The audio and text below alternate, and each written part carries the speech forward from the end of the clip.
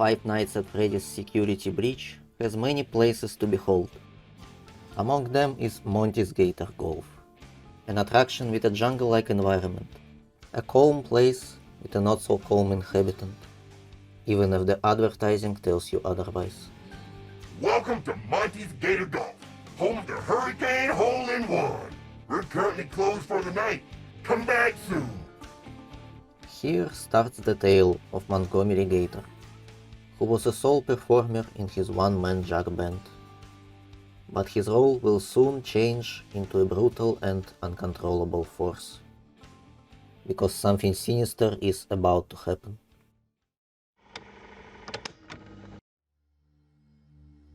A.m. Bonnie is seen leaving his green room in Rockstar Row heading east towards the atrium. 2:40 a.m. Bonnie enters the East Arcade. 4:12 a.m. Bonnie enters Monty Golf. One usual day, Glamrock Bonnie enters the Gator Golf, and for many his fate after this will remain unknown. His disappearance is shrouded in mystery, but the evidence that known today gives a pretty clear picture. The place where he last was seen, the green paint, the claw marks, and knowing about Monty's aggressive behavior, everything points at only one suspect in this case. The question in here is why? Some people think that it was ambition, others think that he was hacked, while some even tried to deflect the blame on Roxanne. But this theory doesn't hold up to time.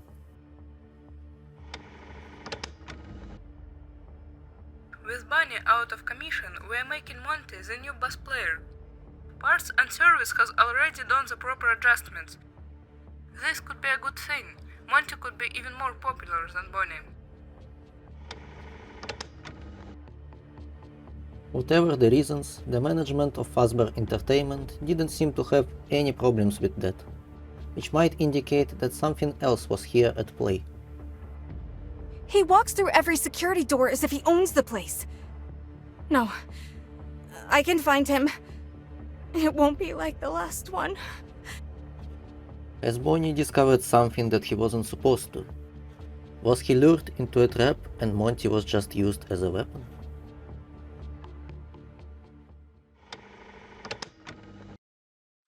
Montgomery's claw upgrades allow him to play at the bass.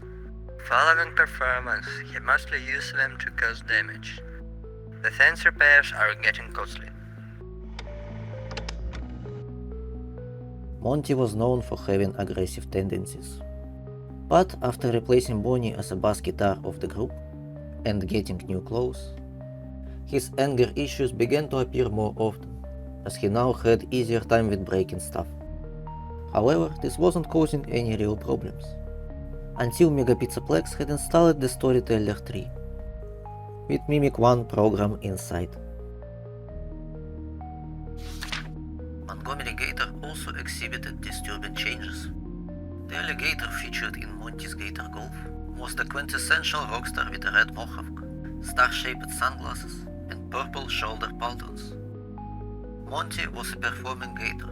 He was all about being a rock and roller. Prone to smashing things as part of his extravagant image, Monty was always dramatic, but he had been harmless. At least until the storyteller started messing with him. Now the alligator was turning into a sulky shadow of his former self. Monty's rampages became more violent, and in between tantrums, he withdrew into a depressive silence that was actually driving children to tears. After Storyteller 3 was dismantled, things were supposed to go back to normal again. But Mimic 1, or his extension in the form of Glitchtrap, was already in the Pixaplex systems. It is unknown how long has passed since that. But now we approach the night when everything will change. The night of Security Breach.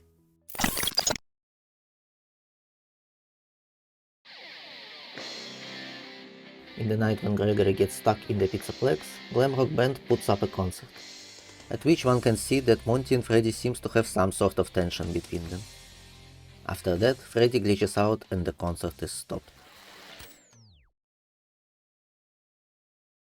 A few hours after that, Gregory can hear how Monty crashes his room, most likely because of frustration about the interrupted concert.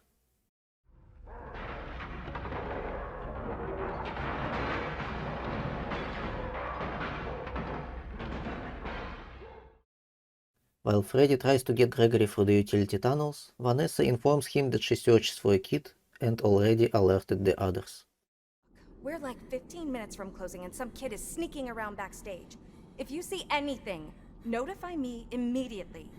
I already alerted the others. From this point onward, we can tell that Glitchtrap is now in full control of Monty.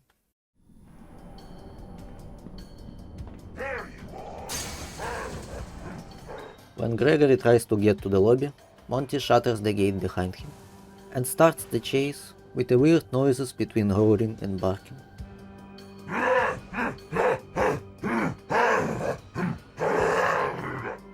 The pursuit ends near a security office, and Gregory loses the track on Monty for quite some time. If later one will look behind the fog from which Monty came, he will find a room with mutilated staff bots, which suggests that Monty was letting off anger on them before the chase. If Gregory decides to go through the L-chips, Monty and Roxy will corner him in the security office, almost successfully catching him. Similar situation will happen in the backstage booth, but Freddy saves Gregory's life by opening the vent.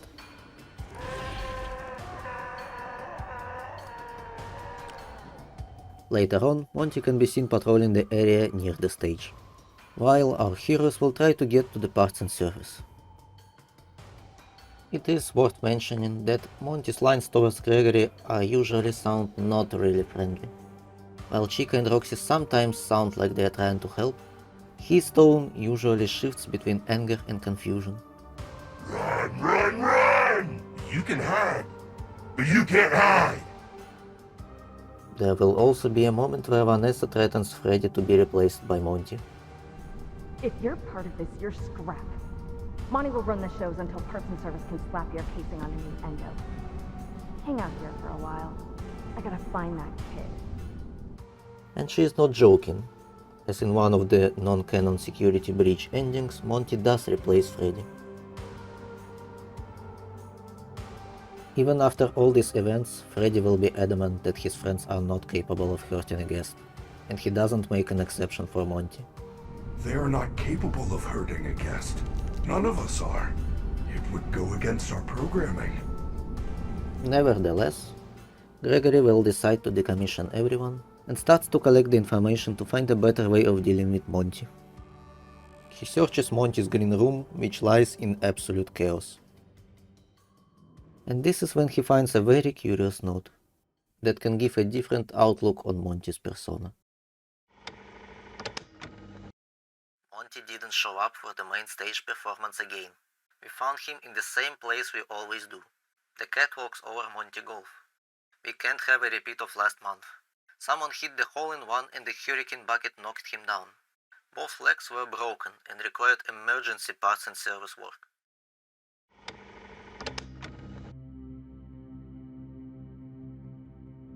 If Monty killed Bonnie to take his place, then why would he miss concerts afterwards? This would surely sabotage his new position in the band. Is this a sign of regret? Has he killed out of ambition, but regretted after installing new dangerous clothes? Or maybe he was indeed hacked and forced to kill? Is it possible that catwalks are now the only place where he can find solace without breaking anything? We probably will never know. The note prompts Gregory's search for a way to catwalks.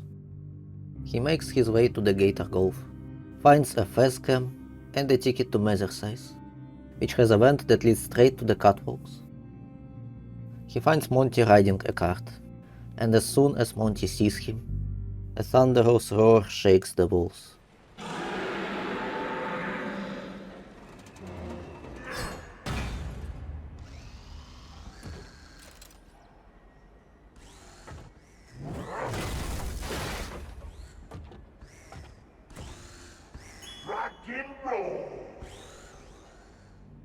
A chase erupts, where Gregory fills the splash bucket, lures Monty to it, and drops him down to his demise.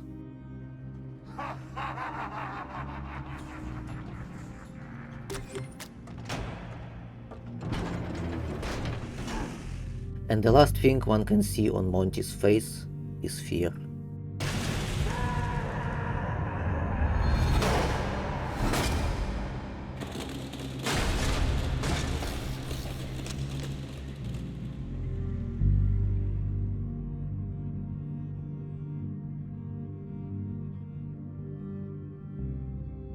Monty was critically damaged, but still functional. His body was broken in halves. One arm casing is entirely gone, while the other is broken in several places. His chest has a big hole, and instead of speaking, he can only scream.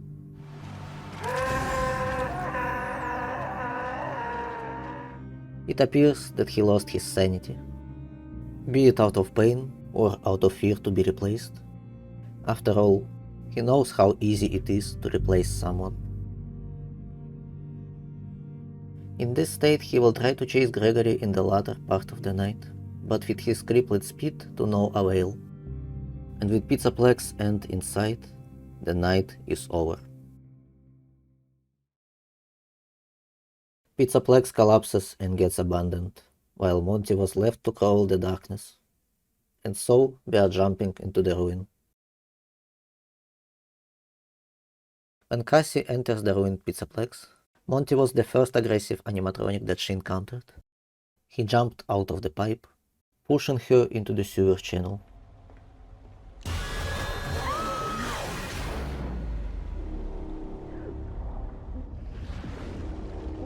My head. Where'd that freaky Monty thing go? At first glance, Cassie doesn't seem to recognize him, and it is not surprising. What is left of Monty is painful to watch. He lost all his green paint encasing, becoming black metal shell of his former self. His mohawk is partially gone.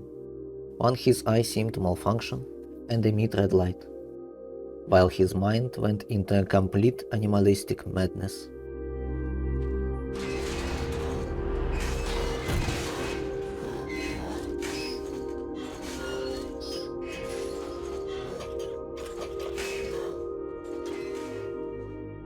Moving through the Monty Gulf, one can see Monty hiding in a tree trunk and hear him scaredly attack a staff bot. There is also a lot of places where he left his claw marks on the walls and doors. When riding the catwalks, Cassie sees the official story made by Fazbear Entertainment to explain how Monty became part of the main glam rock band. But as one knows, this story is just a beautiful wrap.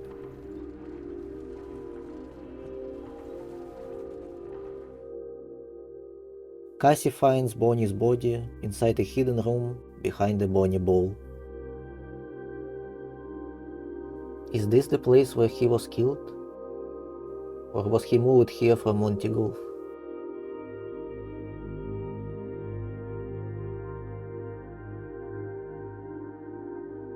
Monty disappeared for quite a while, until the zone near the Glamrock Beauty Saloon.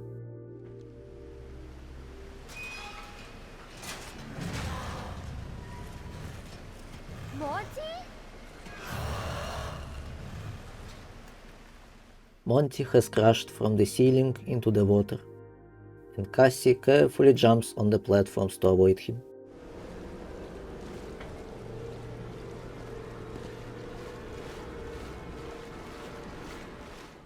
But when she hacks the door to leave the area, in an ironic twist of fate, it turns on the Bonnie sign on the wall. Monty gets electrocuted and drowns.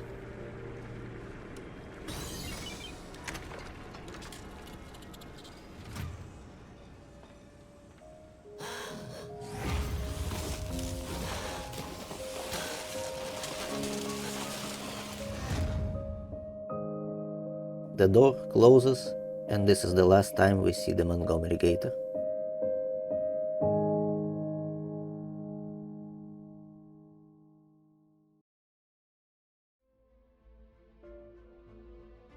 Was he really the evil that FNAF community thinks he is? Did he truly deserve all the pain and madness that he got? Or was he just a puppet in the hands of his superiors? Another victim of this place who could only calm himself with violence? These questions will be left unanswered as he died with them. And so ends the tale of Montgomery Gator.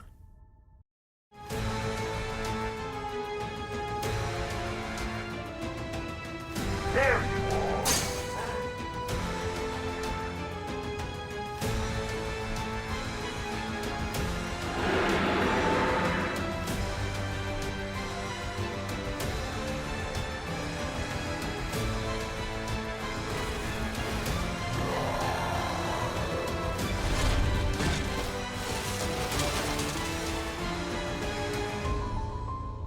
Game over, kid.